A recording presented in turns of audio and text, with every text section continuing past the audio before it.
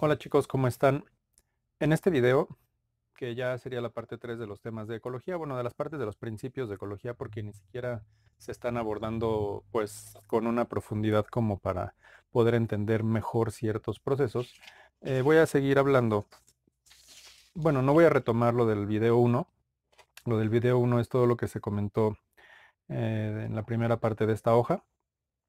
Luego la segunda parte o el video 2 correspondió con la segunda parte de la hoja, hablando de los temas de sucesión, pero les había yo estado hablando dentro de el primer video acerca de los ecosistemas, perdón, y de cómo fue que se fue formando la idea de lo que era la ecología. Pues siguiendo un poco con la integración de los seres vivos en el ambiente y de que los seres vivos, o bueno, que los ecosistemas realmente están formados por una serie de factores abióticos, de esos que no están vivos, les comentaba varios en el primer video, y de todos los seres vivos que cumplen con las 7 características de los seres vivos, que también se los había comentado en algún momento, pues voy a retomar información acerca de los ecosistemas. Un ecosistema entonces es todo ese conjunto de interacciones y existen un montón bueno, no un montón, existen varias clasificaciones que contienen equivalentes en nombres de ecosistemas. Los ecosistemas tal vez podrían ustedes encontrarlo como bosque tropical en una clasificación, pero lo pueden encontrar como selva en otro se le llaman selva húmeda y son variaciones de lo mismo. Dentro de México nosotros tenemos una clasificación especial. Esto que les voy a presentar es un archivo de la CONABIO, que es la Comisión Nacional para pues básicamente sintetizándolo mucho para el estudio de la biodiversidad, ¿no? Lo que se ve en este mapa de la República Mexicana es, pues obviamente, el país y en diferentes colores se encuentran los diferentes tipos de ecosistemas. Les voy a hacer llegar este documento para que lo puedan analizar dentro de los materiales de trabajo.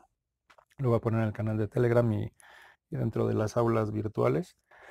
Pero, pues actualmente, bueno, digamos que esto es lo que podría existir de acuerdo a las características de México. Si ustedes se fijan, los colores están más o menos firmes, están llenos y no hay huecos o no hay vacíos.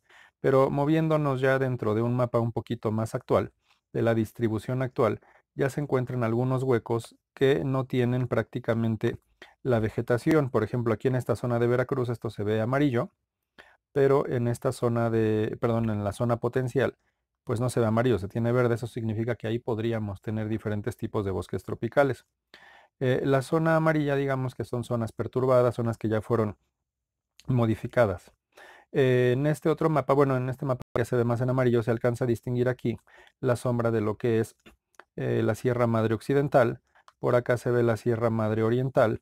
En el sur, en esta zona de aquí están los Altos de Chiapas. La zona de Tabasco es básicamente planicie. Todo escurre desde Chiapas hacia Tabasco. En la zona inferior está la Sierra Madre del Sur, toda la parte de Oaxaca, de Guerrero, de Michoacán. Y no se alcanza a distinguir aquí muy bien, pero bueno, aquí está la Ciudad de México. Y por aquí abajito, tocando la Ciudad de México y una zona de Puebla, estaría el eje neovolcánico transversal. Pero ¿qué es lo que se ve, por ejemplo, en este mapa? En este mapa, y esto lo van a tener en la parte inferior de cada uno de ellos, están los bosques de niebla. Los bosques nublados, la superficie más o menos que tienen, y un bosque de niebla es un bosque donde se encuentran helechos y se le llama bosque de niebla. Aquí está una imagen eh, que está en una altitud intermedia, que tiene nubes que están tratando de pasar por estas serranías y están dejando mucha humedad.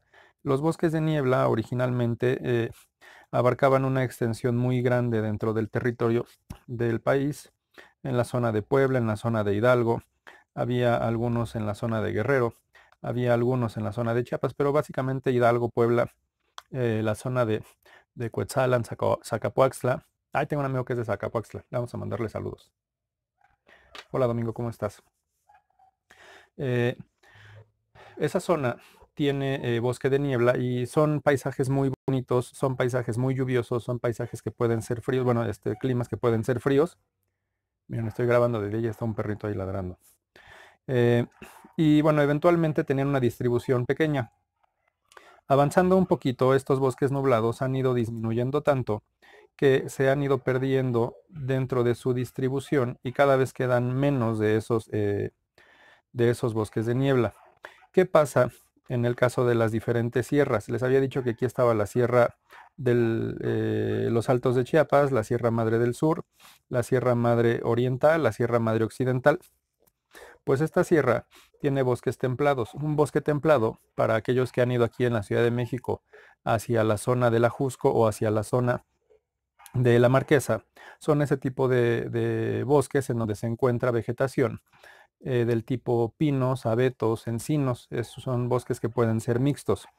Y también en ese sentido ha disminuido todo esto, pero los bosques templados, en cuanto a su distribución, se han visto muy afectados por la tala, porque pues los árboles como el pino, como algunos tipos de encino, se empiezan a utilizar mucho para la fabricación de casas, materiales de construcción, muebles eh, y cosas por el estilo.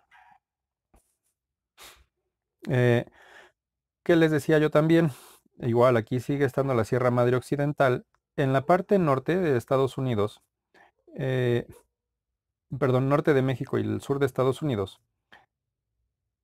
hay una serie de desecamiento por el agua del Golfo, el agua, digamos que el agua salada.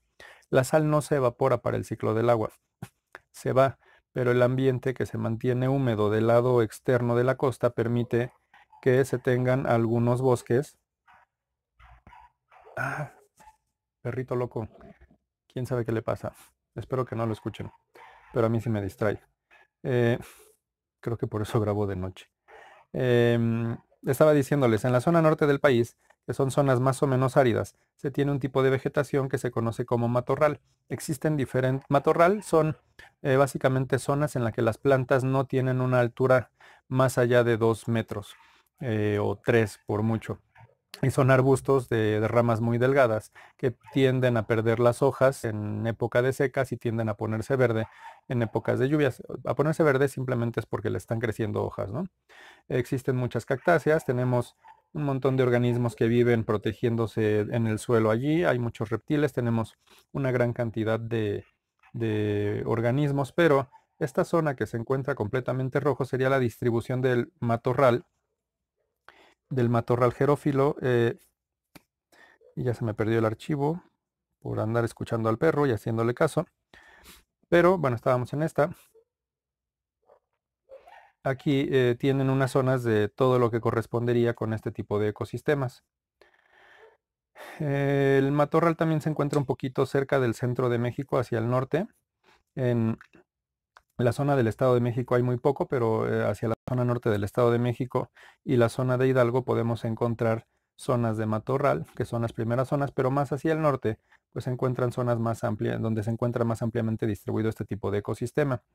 El ecosistema de pastizales está pasando la Sierra Madre, perdón, sí, la Sierra Madre Occidental está pasando y llega eh, pues bordeando todo el interior de la sierra. Les había yo comentado que cuando una nube, pensando en que esto sea la Sierra Madre Occidental y acá está el centro de México y acá está el mar, las nubes empiezan a subir, sueltan el agua de este lado de la sierra donde se encontrarían los bosques y después esas nubes que ya no tienen suficiente agua descienden hacia la zona pues central del país, la zona centro-norte. Y en ese punto empiezan esas nubes como esponja a absorber un poco de la humedad del ambiente y se vuelven zonas más secas. Los pastizales son, son ambientes relativamente fríos. No siempre son completamente fríos, pero son fríos. Esos pastos llegan a ser bastante altos y pueden encontrar una planicie bastante grande. Después del pastizal, cuando este pastizal todavía tiene escurrimientos por el lado del agua que está cayendo de la sierra, pues pueden tener un crecimiento relativamente abundante, pero más hacia el centro del país, más hacia la zona intermedia, ya se encuentra todo lo de matorral porque los escurrimientos ya no llegan hasta esos estados de la República o hacia estas zonas. ¿Qué pasa? Por ejemplo, esto sería la distribución potencial donde se podrían encontrar pastizales, pero los pastizales los encontramos realmente regados en muchas zonas, en parte por la ganadería, porque en estas zonas hay mucha producción ganadera y los mismos ganaderos empiezan a provocar cambios en el ambiente y obviamente necesitan pastizales para poder alimentar a su ganado. ¿Qué otros ecosistemas? Pues lo que se conocería como selvas húmedas o bosque tropical perennifolio. Perennifolio, perenne significa que está todo el año de color verde, dura verde todo el año. Y folio significa hoja, significa que a lo largo de todo el año siempre va a tener hojas. No va a ser un bosque que pierda las hojas. Estos bosques son muy altos. En el caso de, por ejemplo, de la zona de Chiapas, y haciendo una especie de zoom, les decía que estaba en los altos de Chiapas, donde se encuentra un bosque templado, donde llueve mucho y después el agua escurre hacia diferentes zonas, hacia la zona de Tabasco, hacia la zona de Guatemala, por toda esta zona de acá. Van a encontrar la selva lacandona y bueno, los bosques que se encuentran también en el sur de Veracruz y el norte de la Sierra Norte de Oaxaca también son bastante importantes. Mm, Toda esta zona digamos que el norte de Puebla, el norte o el oriente de Hidalgo, el norte de Veracruz, también son zonas donde potencialmente podría haber bosques de este tipo. Pero ¿qué es lo que está sucediendo? Que se están acabando esos bosques y la distribución está disminuyendo muchísimo. Entonces, pues al estarse perdiendo la vegetación, empiezan ciertos procesos de erosión. No es tan fácil detener estos procesos de erosión.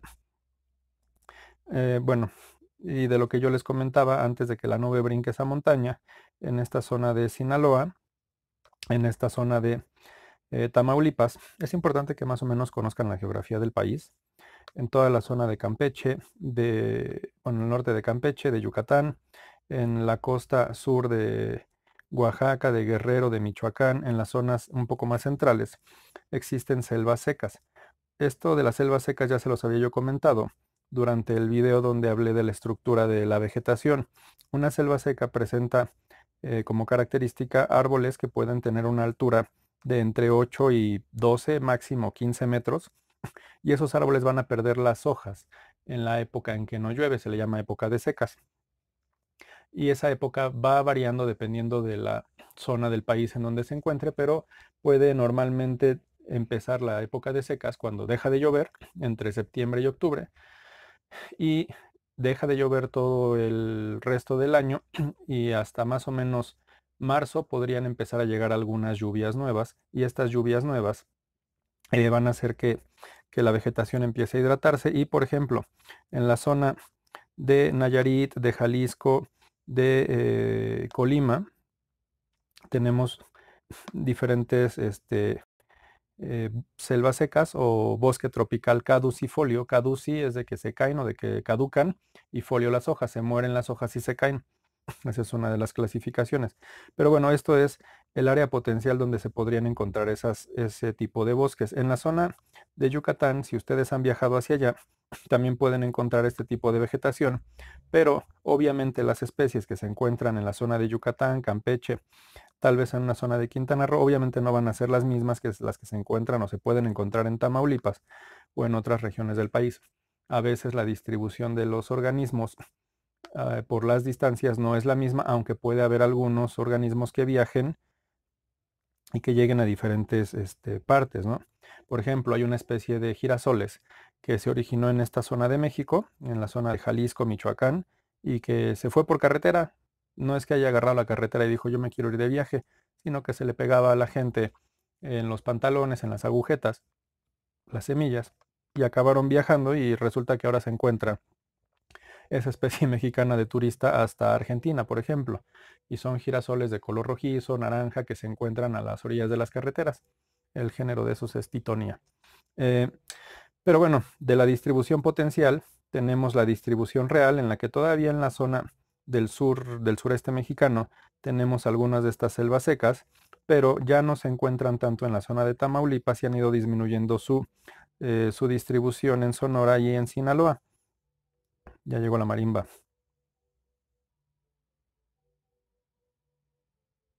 No sé si la oigan.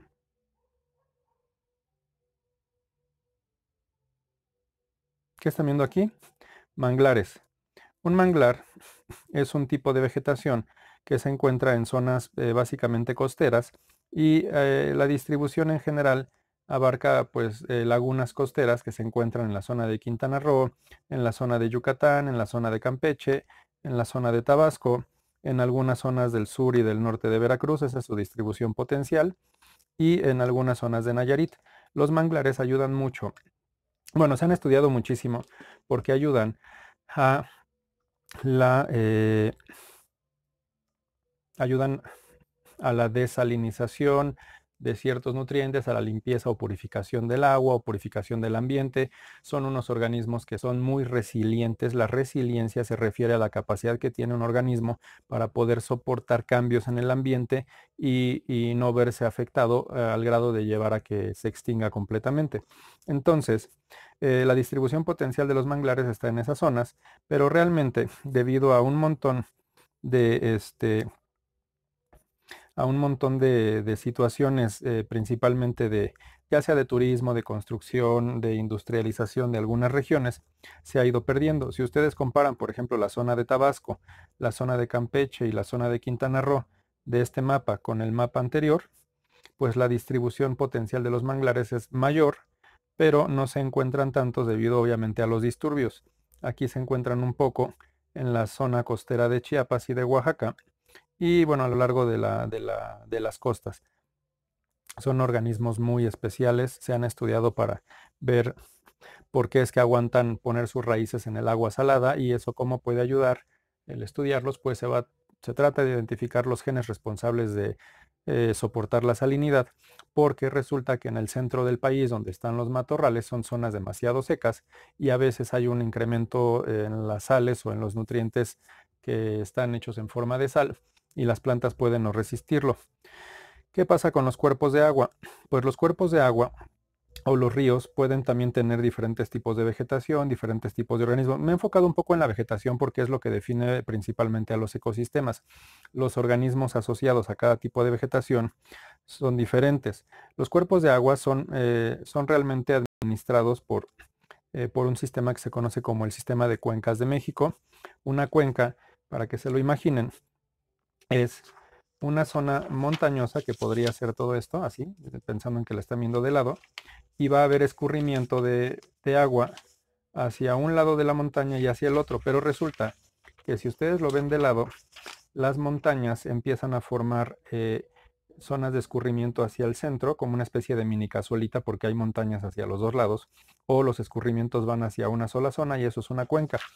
Eh, los organismos de cuenca mexicanos se encargan de ver un poco la distribución, pero son administrados un poco porque se utilizan tanto para consumo humano como para actividades industriales, bueno, agroindustriales, para agricultura, para ganadería, para industria de diferentes tipos, industria automotriz, industria cervecera, industria de bebidas refresqueras, por ejemplo. Y pues se tiene que cuidar mucho lo del agua, pero resulta que los ecosistemas acuáticos no son los únicos en el caso de lo que está en tierra. Nosotros tenemos dentro de México algo que se conoce como el mar territorial.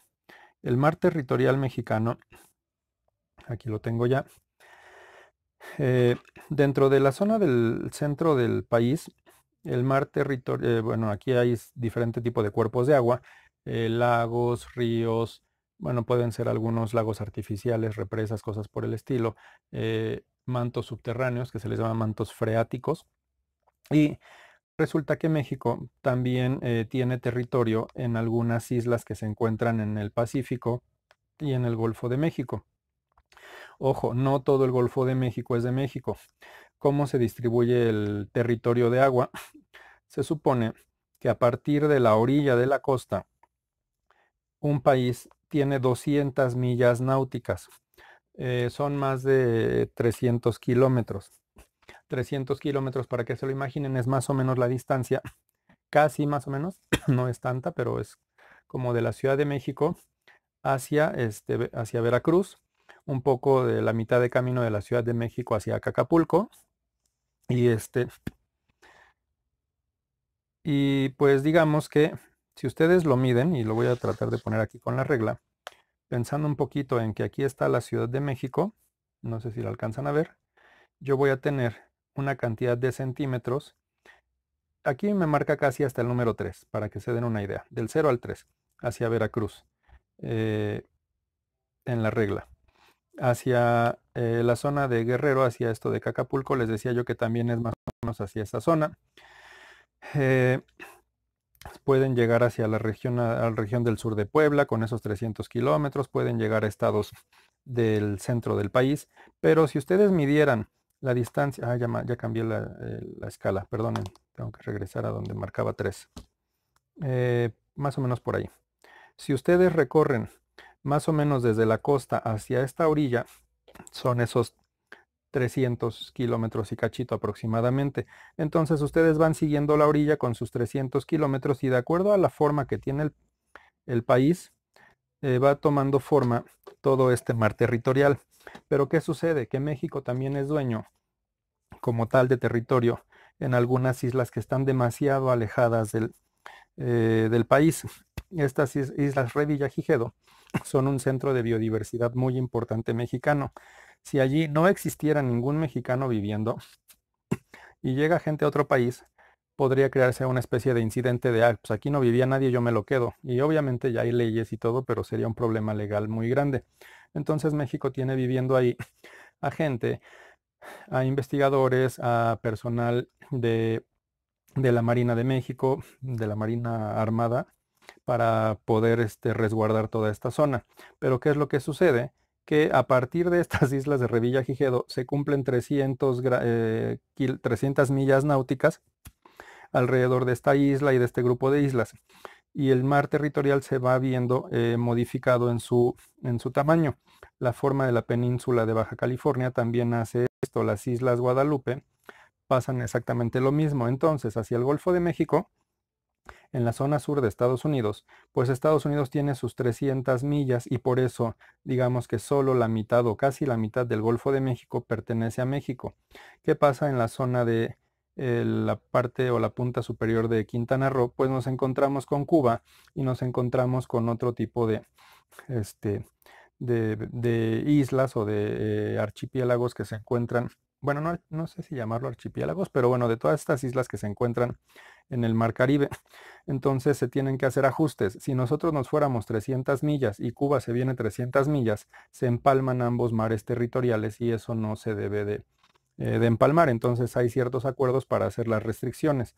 Entonces, en México tenemos un área de mar que es sumamente grande, es más grande que en muchos países y eso tiene que ver con la forma que tiene el país. Y esto nos permite tener una gran biodiversidad en cuanto a animales acuáticos, bueno, pero en este caso marinos, acuáticos en el centro de la parte, bueno, en la parte territorial de suelo. Y pues básicamente los ecosistemas van a estar relacionados de esa manera. Ahora, ¿qué va a pasar ahora sí con lo del ciclaje de nutrientes? Cuando ustedes quieren hacer un ciclo de nutrientes, se encuentran lo que se llaman los ciclos del agua. Los ciclos del agua, por ejemplo, eh, normalmente cuando lo revisan ustedes, empiezan a hablarles acerca de que el agua se encuentra en el mar, se calienta por el sol o en algún cuerpo de agua y se evapora. El primer paso que les enseñan del ciclo del agua es la evaporación, pero luego se junta en el cielo y se convierte en una nube. Al proceso en el que se empieza a juntar el agua en un solo punto, digamos, en esa nube, se le conoce como condensación. Ese sería un segundo punto del ciclo del agua. Es un ciclo biogeoquímico. ¿Qué significa biogeoquímico? Bio de vida, geo de tierra y químico porque son sustancias químicas que pasan de la tierra a los seres vivos y de regreso y se están haciendo ciclos para aprovechar diferentes cosas. Pero hasta ahorita el ciclo del agua solamente lleva procesos físicos, todavía no entra hacia los organismos. se condensa y empiezan las nubes a avanzar, y conforme van avanzando hacia el resto del continente, empiezan a enfriarse y eventualmente llueve. Cuando llueve, a esto se le llama precipitación. Algunas personas le llaman precipitación pluvial, algunos nada más le dicen precipitación y otros nada más le dicen lluvia. Pero el proceso, digamos que físico de, de de la condensación a que empiezan a llover y formarse las gotitas se conoce como precipitación. Cuando cae, ese es el punto 3, cuando cae en un cuerpo de tierra, pensando en una montaña, pensando en algo que tenga pendiente, va a haber escurrimientos de agua y se pueden empezar a formar ríos. Esos escurrimientos a veces pueden causar deslaves o erosión, pero no siempre sucede eso. ¿Por qué? Porque las raíces de los árboles están ancladas en el suelo y las raíces ayudan a que el suelo se detenga, que se mantenga firme. No está el suelo suelto, entonces no se le llama piso, para nada más es para hacer una aclaración.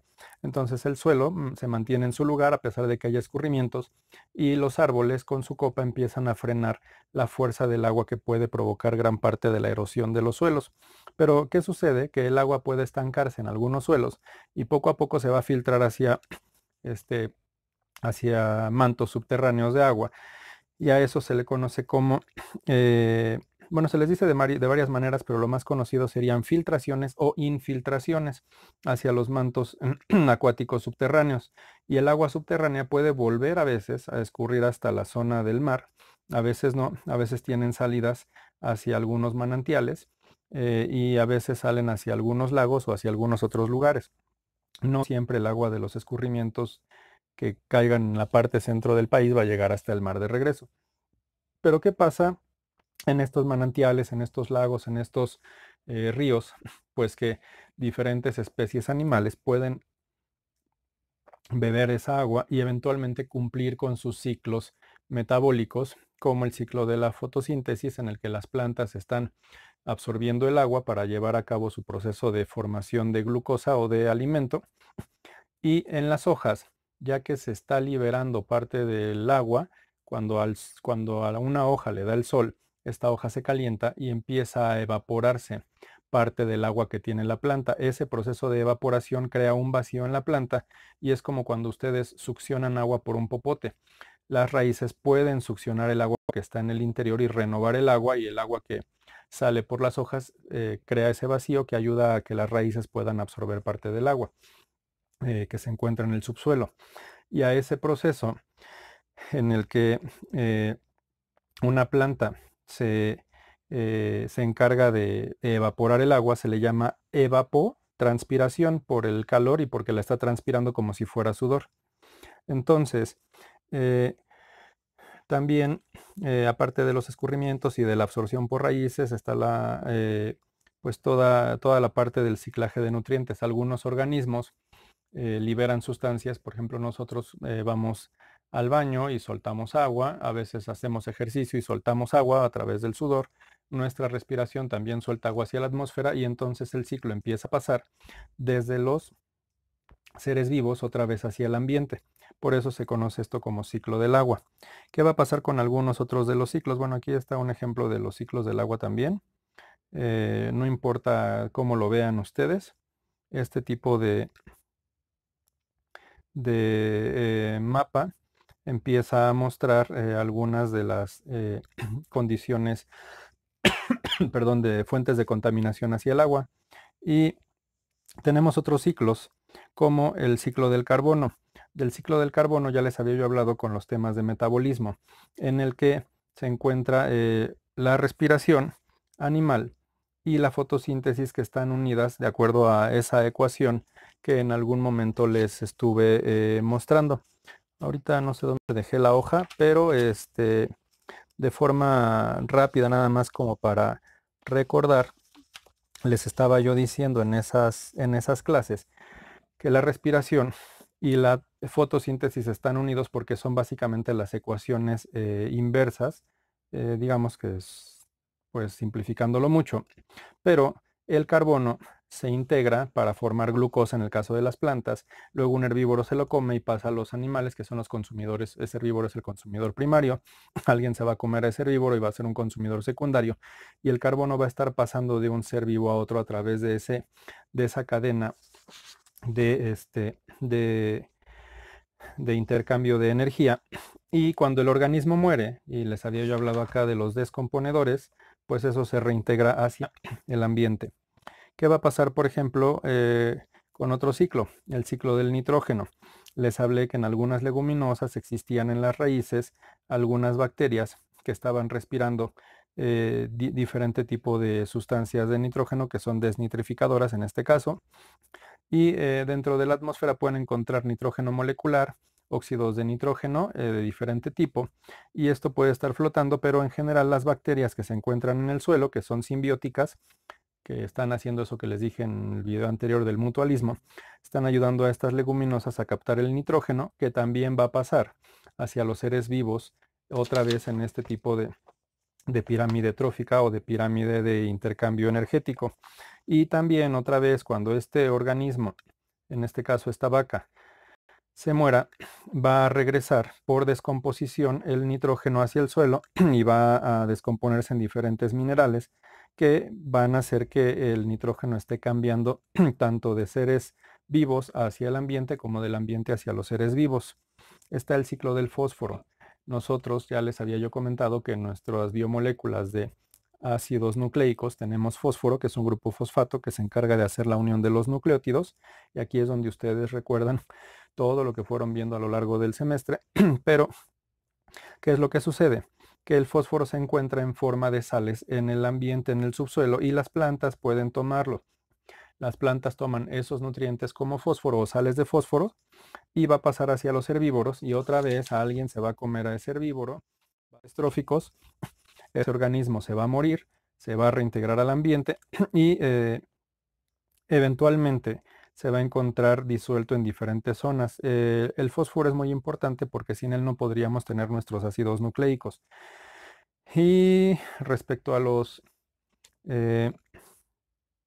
ciclos biogeoquímicos que eran más importantes, pues ya está el ciclo del agua, el ciclo del carbono, el ciclo del nitrógeno, el ciclo del fósforo. Ya les hablé un poco de las características que tienen los ecosistemas mexicanos. Y bueno, nada más asociar a los animales que viven en ciertos tipos de lugares para que puedan más o menos saber cómo está distribuida la biodiversidad en general en nuestro país y bueno, también en el planeta. Hay muchísimos procesos en ecología que se pueden estudiar y la ecología es un área de la biología que también se hizo como una ciencia completamente aparte, que se auxilia muchísimo de las matemáticas para poder entender ciertos procesos, para poder hacer proyecciones, y es una ciencia también muy interesante. También lo son otras ciencias como la biología molecular, como digamos que si lo dividimos en el área molecular y en el área ambiental, pues es una forma de dividir a la biología, y hay un montón de áreas hacia lo molecular y un montón de áreas hacia lo ambiental. Y dentro de lo ambiental, la ecología también se auxilia de estudios moleculares. Eso que les dije del girasol que vivía, que originalmente sí, que en primera instancia se originó en México, se pudo determinar que la especie de origen, que la población de origen estaba en México porque se tomaron pruebas de biología molecular de mRNA o de RNA de transferencia o de diferente tipo de material genético. Microsatélites se conocen de esa manera también, para poder ver cuál era el ADN o el ARN más antiguo, y a partir de ahí determinaron que la población se había originado donde yo les dije. Toda esta parte de biología molecular auxilia mucho a la ecología para cubrir ciertos procesos. Eh, ya saben que todo en las ciencias está interrelacionado. Necesitan identificar muchas cosas, tener un conocimiento amplio, porque todo lo que puedan aprender aquí en algún momento de su vida va a estar conectado con algo que hagan, aunque ahorita no lo vean. Eso es como una especie de reflexión rápida que pueden hacer respecto a lo que han ido viendo en este semestre. Y pues con esto termino los temas generales de ecología. Entonces espero que si tienen dudas las puedan comentar, ya sea aquí en los comentarios del video. Si no tienen dudas, y quieren también comentar algo, lo pueden hacer. Pero también están los otros medios de comunicación que tenemos. Que tengan buen día. Nos encontramos después.